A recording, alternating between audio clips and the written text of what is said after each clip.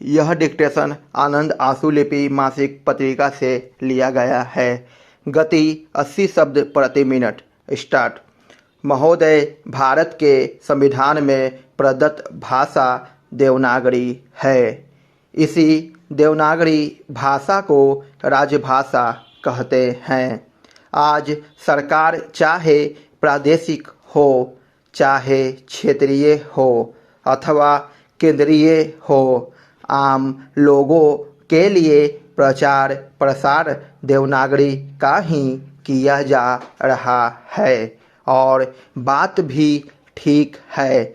जब तक किसी देश में एक बोलचाल की भाषा न हो तो वहाँ भाषा के लिए ही द्वंद्व चलता रहता है। इसी बात का आकलन करके हमारे संविधान निर्माताओं ने संविधान बनाते समय भाषा कौन सी होनी चाहिए का प्रश्न ही खत्म कर दिया और भारत की राजभाषा देवनागरी को ऐसा स्पष्ट उल्लेख संविधान में कर दिया। वैसे तो भारतवर्ष में 80% लोग हिंदी जानते हैं, बोलते हैं तथा लिखते भी हैं, लेकिन फिर भी हिंदी को राजभाषा का दर्जा नहीं मिला, क्योंकि हिंदी भाषा कहीं कहीं इतनी क्लिष्ट हो जाती है कि उसको समझना बड़ा कठिन होता है।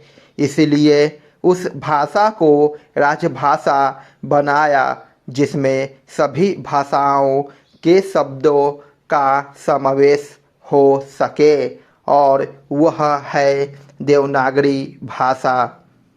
इसे देवनागरी लिपि भी कह सकते हैं।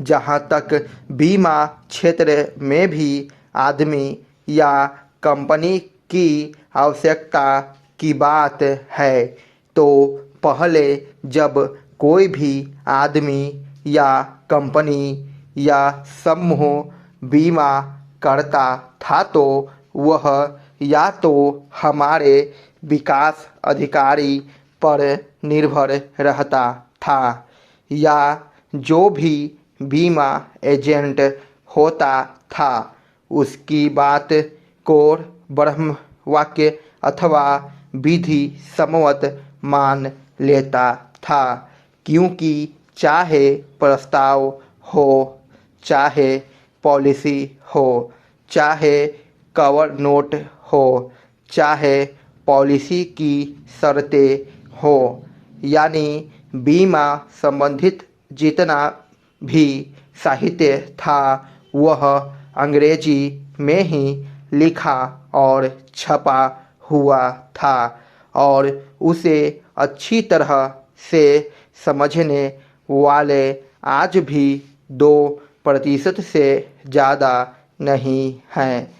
परिणामतः इसका प्रभाव क्या हुआ कि जब भी किसी ग्राहक को हानि या नुकसान होता तो उससे तरह तरह के प्रश्न तथा कागजात मांगे जाते थे, जिनकी पूर्ति उस समय आम ग्राहक नहीं कर पाता था, और उसकी हानि या नुकसान की भरपाई नहीं हो पाती थी, और उसे तरह तरह से परेशान होना पड़ता था। और ग्राहक के मन में यह धारणा बन गई थी कि बीमा कंपनी से हानि या नुकसान होने पर पैसा लेना बड़ा कठिन कार्य है। इसी कारण आम व्यक्ति बीमा कराने में इतनी रुचि नहीं लेता था, लेकिन आज हमारे बीमा धारकों की संख्या गुणात्मक बढ़ी है।